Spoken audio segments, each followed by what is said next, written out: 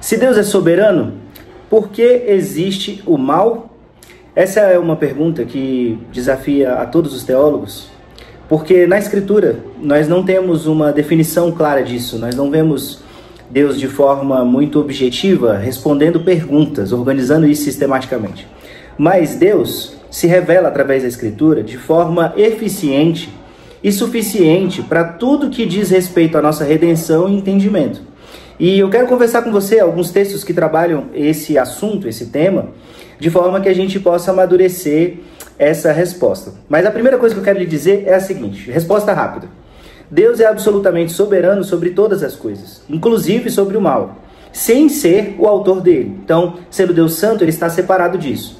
O mal existe sob o decreto permissivo de Deus, com propósitos santos, sábios, de revelar sua justiça e misericórdia em glória a Cristo. Essa é a resposta objetiva. Agora eu quero conversar com você sobre alguns textos. Observe Isaías capítulo 45, verso 7.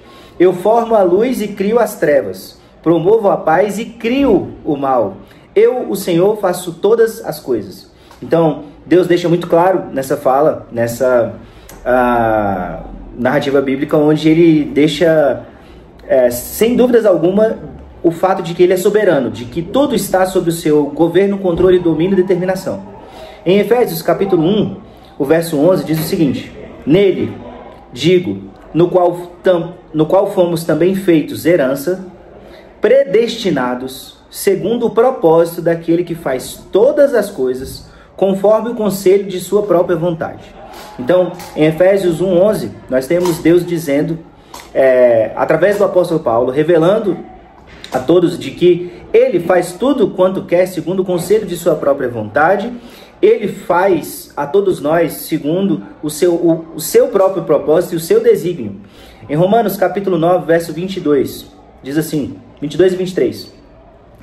E que quer dizer se Deus, querendo mostrar a sua ira e dar a conhecer o seu poder, suportou com muita paciência os vasos de ira preparados para a destruição, a fim de que também desse a conhecer as riquezas da sua glória aos vasos de misericórdia que de antemão preparou para a glória?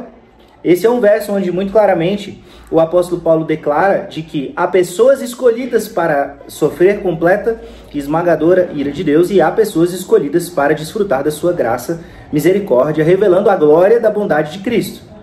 Em Gênesis capítulo 50 e o verso 20 diz assim: vocês, na verdade, intentaram o mal contra mim, porém Deus tornou em bem para fazer como se vê hoje que se conserve muita gente com vida.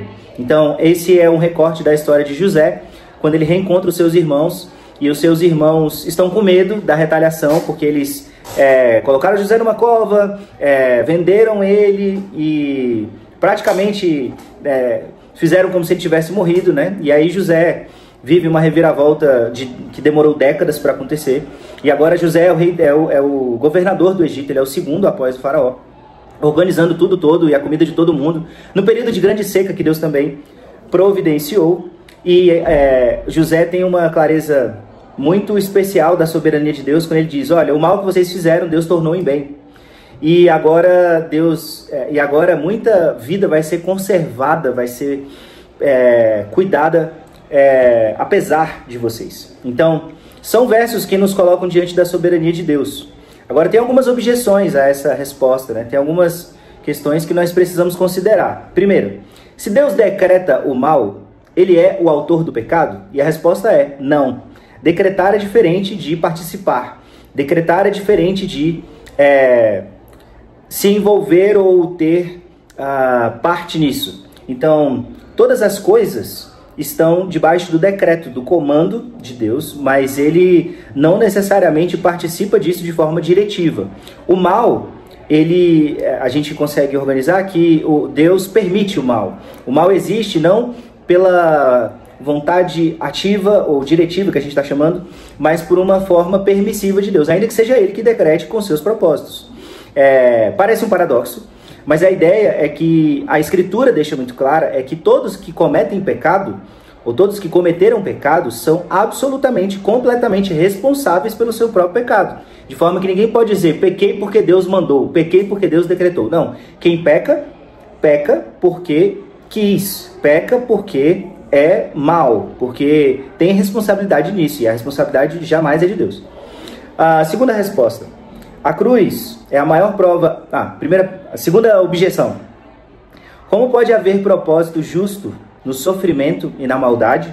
Essa é uma pergunta dentro desse tema que precisa ser abordada. Como é que coisas justas e boas podem ser alcançadas através de sofrimento, maldade, dor? Nós temos um exemplo muito claro disso e maravilhoso, que é o fato da cruz de Cristo.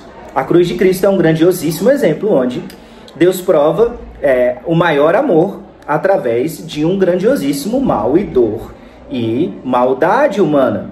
Então, o nosso Redentor, o Redentor de Deus para os homens, o nosso Senhor Jesus, ele experimentou dor, sofrimento, vergonha, humilhação, estava sobre ele o pecado de toda a humanidade, estava imputado sobre ele o peso de todos nós, dos nossos erros. E isso foi absolutamente dolorido, vergonhoso e humilhante, e tudo isso produziu, não só para Cristo, mas para nós, um peso de glória, em que Deus fez de um grande mal um grandiosíssimo bem. Então, a gente precisa ter essa clareza de que ele não participa do mal. Ele, apesar de entender que esse foi o melhor caminho para que a sua glória seja revelada, a sua face misericordiosa, a sua face bondosa, a sua face perdoadora, a sua face de justiça, a sua face de ira, ainda que Deus tenha entendido que esse era o melhor meio ou a melhor forma de revelar sua glória, bondade e justiça, nós não podemos dizer que Deus tem parte alguma em relação ao mal, porque Deus é absolutamente santo. A gente tem que entender Deus a partir do que ele se revela. Então ele se revela completamente soberano, ele se revela completamente santo, ele se revela completamente justo e bom, e como essas três coisas subsistem, o mal também está dentro desse escopo. Então, Jonathan Edwards, e aqui eu vou finalizar o vídeo fazendo algumas citações. Jonathan Edwards, em sua obra Freedom of the Will, Liberdade da Vontade, numa tradução livre aqui, diz assim: Deus, ao permitir o mal, não o aprovou, mas ao decretá-lo, o fez com propósito santo e justo. O pecado não surgiu apesar do decreto divino, mas por meio dele, para que a graça fosse conhecida. Há algumas outras citações aqui que eu gostaria de fazer para você. R.C. Sproul, presbiteriano ortodoxo, a respeito do decreto de Deus, ele diz o seguinte: se há uma única molécula fora do controle de Deus, então ele não é Deus. Então, qual que é a ideia? Deus não apenas prevê, mas decreta todas as coisas com sabedoria. Não há nada fora do comando, do domínio, do decreto, do escrutínio de Deus. Uma outra frase do mesmo autor diz assim: Deus ordena o mal de forma que sua santidade permanece intacta e sua glória é magnificada. Esse é de sua obra Essential Truths of the Christian Faith. A primeira foi do Chosen by God. Então, o mal é incluído no plano de Deus sem macular a sua natureza santa. João Calvino escreve assim: nada acontece senão pela vontade de Deus. Se encontra nas Institutas do primeiro livro, 16:6. Então, Calvino ensina que até o mal está sob domínio providencial, e essa palavra é muito importante, sobre a providência de Deus. Mas os ímpios pecam por sua própria corrupção.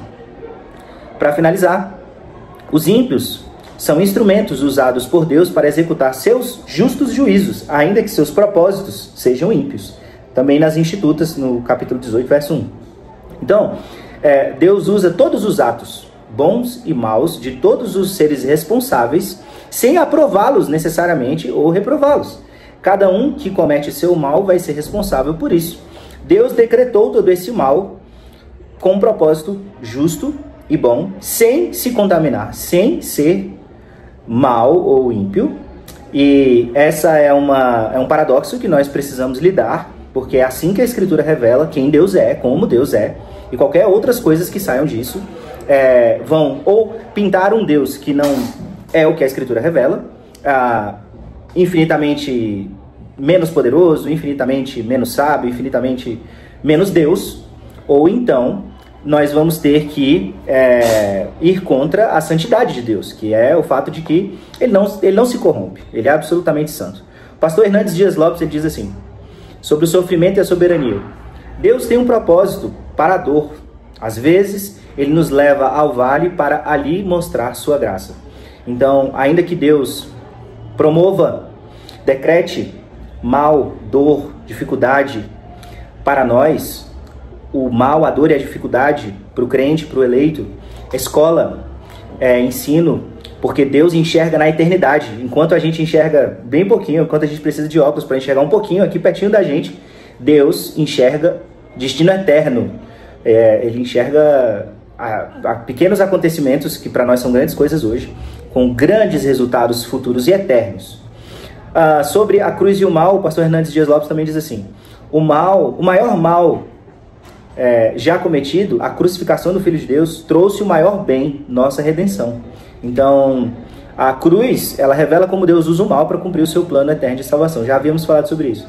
O reverendo Augusto Nicodemos, também pastor presbiteriano, ele declara o seguinte: Deus decreta o mal sem ser o autor dele. O decreto é permissivo, a responsabilidade é humana. Não só humana, né? Mas não são só os humanos que pecam, mas demônios também pecam. Então, a responsabilidade vai receber o seu juízo. A responsabilidade humana, demoníaca, sobre todo o pecado cometido, vai receber o seu justo pagamento. Os eleitos, os crentes, os redimidos, tiveram o justo pagamento pelas suas maldades derramado em Cristo, em toda a ira e justiça de Deus. Então, o reverendo Augusto Nicodemos também diz assim: o inferno existe porque Deus é justo. O mal será vencido e a glória dele se manifestará também em juízo. Então, o inferno, ele é uma manifestação da justiça de Deus em sua face de ira. Então, Deus vai manter o mal, o ímpio e a perversidade distante do seu amor revelado completamente na redenção daqueles que vão comer da árvore da vida, daqueles que vão viver para sempre, eternamente com Cristo na eternidade. Então, na eternidade não haverá mal algum. Deus vai separar o mal e lá não haverá mais mal, né? Então, eu espero ter trabalhado a resposta de forma honesta, de forma expositiva, de alguma forma, e eu espero ter apontado para Cristo aqui nessa resposta. Eu gostaria de dizer, só para finalizar esse vídeo, que essa não é uma resposta que esgota todas as objeções, ou que esgota todos os versículos que falam sobre isso. Essa não tem a intenção, esse vídeo não tem a intenção de ser uma resposta cabal e completa sobre um tema que é recheado e complementado com muitas camadas. Mas eu entendo que aqui tem a soma do que nós precisamos pensar a respeito do mal. Deus é sempre santo e justo, não se contamina. Deus é soberano e nada do que existe e acontece passa despercebido ou aquém da sua vontade e decreto. Essa tensão que existe entre soberania e ação de Deus é algo que é um problema nosso, humano, de nós que somos limitados.